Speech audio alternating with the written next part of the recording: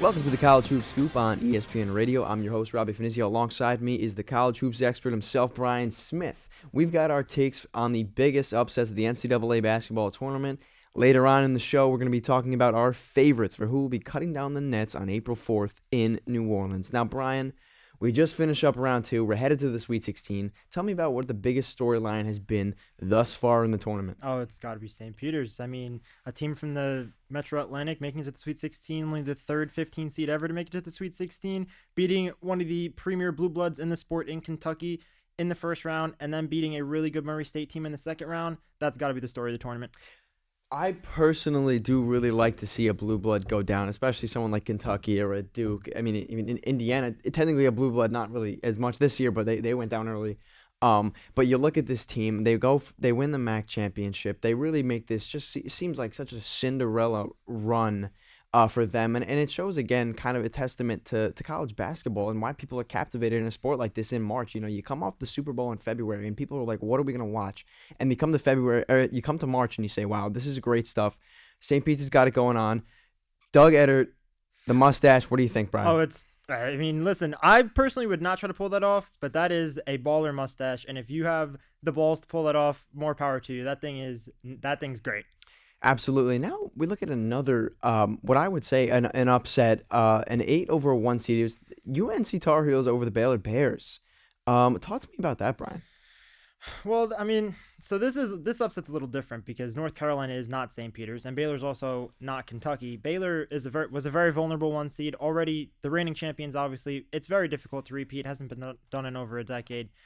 North Carolina, I think their run kind of started when they knocked around Duke in Coach K's last home game at Cameron Indoor, and that's when people started really realizing that this team, they did not play well for most of the regular season, but when they played well in that game, people kind of realized, okay, maybe this team's got something going on. That game went to overtime, but North Carolina pushed Baylor around in that game. North Carolina deserved to win. Absolutely, and you look at a lot of these teams. A lot of the times, their regular seasons are they're decent, but then when they come to play in the tournament. But UNC is a team that has typically been critiqued for being a team that cannot win in big games against big teams, and I think for many reasons they were able to prove a lot of people wrong in that game. Now, looking at another game that I think is, as you talk about Baylor being a 1 seed and possibly a question mark, another team on the other side of it that could be a question mark was Michigan coming into the tournament, a team that I really hadn't won more than 2 games in a row since February. They get the bid, and they take down a number 3 Tennessee that in a lot of my brackets, I had Tennessee going pretty far. Talk to me about that, Brian. Of course, Tennessee looks so good in the SEC tournament, and Michigan, if you remember where they were in the Big Ten tournament, they're down 25 to Indiana, and if they don't come back and win that game, they probably aren't even in this tournament. They make that comeback, they make their way to the tournament, beat Colorado State after playing really poorly in the first half, make the comeback in the second half, and then they beat up Tennessee in the round of 32, and for all of you guys that were crying for Juwan Howard to be fired after his little incident in Wisconsin, this is exactly why he won't, because the dude is just a walking Sweet 16. Absolutely. I mean, listen, we've talked about that before with head coaches and what they bring to the table, what they bring to their program, and clearly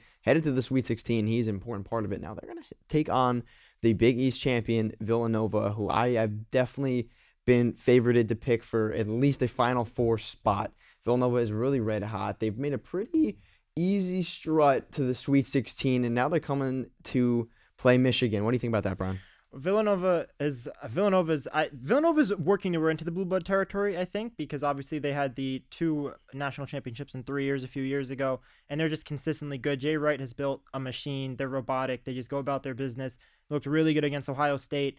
I would like Villanova to beat Michigan in that game, but again, Juwan Howard the dude just wins in the tournament. So I would probably pick Villanova, but if Michigan wins, I would not be surprised, and it would just be another Juwan Howard saying, "See, I just win. You can't fire me. I just win. Even if I punch someone in the handshake line, who cares? I'm just going to win for you in the tournament." Absolutely. And Brian, there's been a lot of crazy games thus far, but we've got more on Thursday and Friday coming up in the Sweet 16.